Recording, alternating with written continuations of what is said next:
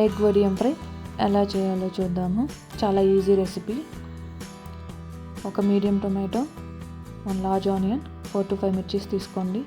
ఇలా సన్నగా కట్ చేయండి. అలాగే నేను ఒక 5 ఎగ్స్ తీసుకున్నాను. వాటిని కూడా ఇలా సన్నగా కట్ చేసుకోండి. 4 స్పూన్స్ ఆయిల్ యాడ్ చేసుకోండి. మిర్చి వేసి ఫ్రై చేయండి. అలాగే వడియాలు వేసి కూడా ఇలా ఫ్రై చేసుకోండి. ఫ్రై అయ్యాక ఆనియన్స్ యాడ్ చేసుకోండి. ఆనియన్స్ బ్రౌన్ కలర్ చేంజ్ అయ్యేంత ఫ్రై చేసుకోండి. టొమాటో ముక్కలు, కరివేపాకు యాడ్ చేసుకోండి. 1/2 స్పూన్ పసుపు, 1/2 స్పూన్ ఉప్పు చాలు యాడ్ చేసుకొని బాగా ఫ్రై అయ్యాక ఇప్పుడు 2 స్పూన్స్ కారం, 1 స్పూన్ ధనియాల పొడి, 1/2 స్పూన్ మళ్ళీ సాల్ట్ యాడ్ చేసుకోండి. సో దీన్ని ఇలా బాగా ఫ్రై చేసుకోండి. వీటిని బాగా ఫ్రై చేయండి.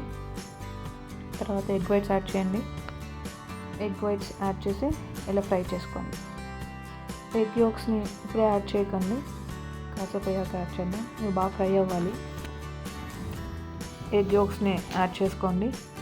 నెమ్మదిగా ఫ్రై చేయండి, చెదిరిపోకుండా ఉంటాయి. నెమ్మదిగా ఫ్రై చేసుకోండి. ఇలా ఫ్రై అయ్యాక మనం కొత్తిమీర యాడ్ చేసి ఏం చేసేద్దాం.